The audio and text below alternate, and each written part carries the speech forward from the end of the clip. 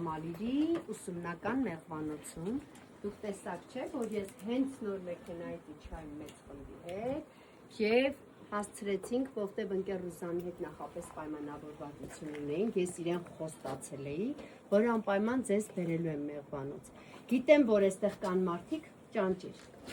ասեմ իմանաս, ովքեր շատ վախենալով են, չէ, եկել մեղվանոց, ով այն շատ սարսափած է եկել։ Ուրեմն ես ասացի, որ հիմա մեղուները ձեզ չեն խայթի, ինքները իրենց տիրոջը ճանաչում են, թե ոչ, ճիշտ է։ Կարող են մեղուները ընտելանալ օրինակ իրենց տիրոջը։ Նույնն է, չէ։ Հա, ընտելանում են այն մարդուն, ում ճանաչում են, ում սովորում են, ում ավելի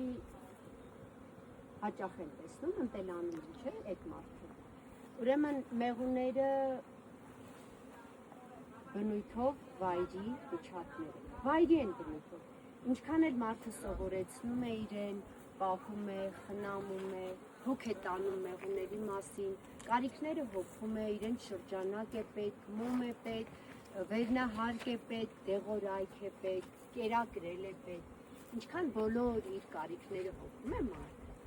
ամեն դեպքում մեղուն բնույթով վայրի է, կա երկու տեսակ է, ես երկու գիտական խմբերի այսպես հետևություններն էլ լսել եմ, գիտնականների մի մասը պնդում է, որ մեղուն տիրոջը ճանաչում է, գիտնականների մյուս խումբը պնդում է, որ մեղուն բնույթով վայրի է և չի կարող իր տիրոջը ճանաչել, ես համակարծիք եմ երկրորդ տարբերակի հետ, որ մեղուն տիրոջը չի կարող ճանաչել, ինչու, նախ աշխատավոր մեղուն, ամռանը աշխատող մեղուն, ապրում է մաքսիմում 30-35 օր, ենթադրենք ես այդ ամսվա մեջ 2 անգամ եմ մտնում մեղվանոց, այսինքն ինքը ինձ տեսավ 2 անգամ, իսկ կարող է այն ժամանակ, երբ որ ես փեթակը բացում եմ, ինքը նույնիսկ փեթակում չի, ինքը գնացել է այդ տվյալ մեղուն, գնացել է նեկտար բերելու, լավ ինքը ինձ չտեսավ, չէ, բայց ես իր տերն եմ, ես այդ ընտանիքի խնամում եմ, ես իրենց կարիքները մի խոսքով, ինչ պետք է տվյալ պահին տալիս եմ, այսինքն կարող է էլի, երբ որ ես փեթակը բացում եմ, տվյալ մեղուները ինձ չտեսնեն, բայց ես իրենց տերն եմ, ես համակարծիք եմ, որ մեղուն չի կարող իր տիրոջը ճանաչել։ Առաջին գիտնականների պատասխանները նույնը, որ ասես առյուծին ընտելացնել կարելի է։ Դու համակարծիք չեք, հա, որ վայրի կենդանիներին կարելի է ընտելացնել։ Ոչ, որովհետև այդ վայրի կենդանի մեջ մեկը մնալու է իր վայրի բնազդը, ուշ թե շուտ ինքս գալու է մարդու կողմից վտանգ։ Դա քո կարծիքն է, իսկ պահողը, ով որ տվյալ վայրի կենդանուն կամ միջատին պահում է, ինքը այդպես չի կարծում։ Մեղուները առաջին հերթին, ձեր կայսքով մեղուները առաջին հերթին, եթե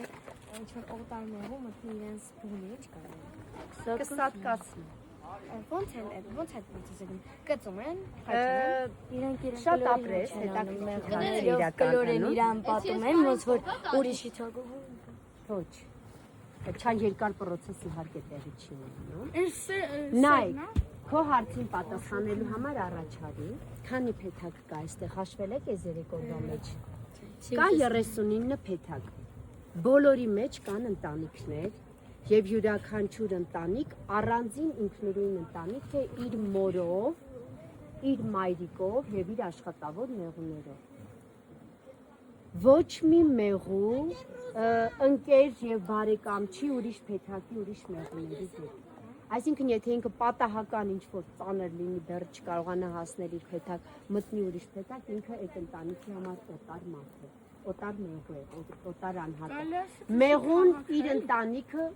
այո, առանձին պետություններ են, բայց պետություն Հայաստանն էլ է պետություն, Վրաստանն էլ, հայ մարդը կարող է գնալ Վրաստանում զբոսնել հետ գալ,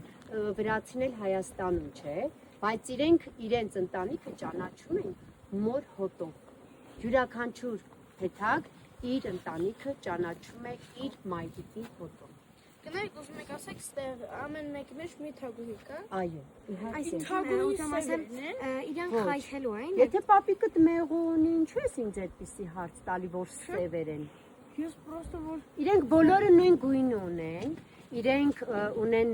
մուգ շագանակագույն եւ բաց շագանակագույն։ Այն որ դեղինով է լինում իր գծերը, դրանք կրետներն են, երեխեք, մեղուները չեն։ Այն վայրին, որոնք մեղր չեն արտադրում, իրենք միայն մեղրատու մեղուների մեղրն են գողանում ապրում եւ գիշատի չեն, ուտում են տարբեր բաներ։ Իսկ մեղուն սնվում է միայն նեկտարով եւ ծաղկափոշով եւ ինքն է պատրաստում, չէ, իր մեղրը, երբ որ նեկտարը բերում է։ Մայր մեղուն ընդհակառակը գույնով մի քանի տոն ավելի բաց է, քան աշխատավոր մեղուն եւ չափով ավելի մեծ է, քան աշխատավոր մեղուն։ Գնալիք հիմա ուզում եմ ասեմ, իրանք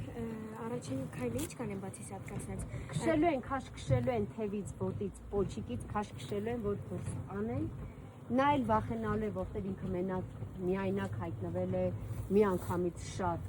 ոչ բարյացակամ մեղուների շրջապատում, ինքն էլ է փորձելու դուրս գա, որ ողջ գնա, բայց իրեն քաշ քշելիս կարող է մի քիչ վնասեն ու ինքը ողջ չկարողանա դուրս գալ այդ փեթակից, այսինքն լավ չի լինելու իր համար։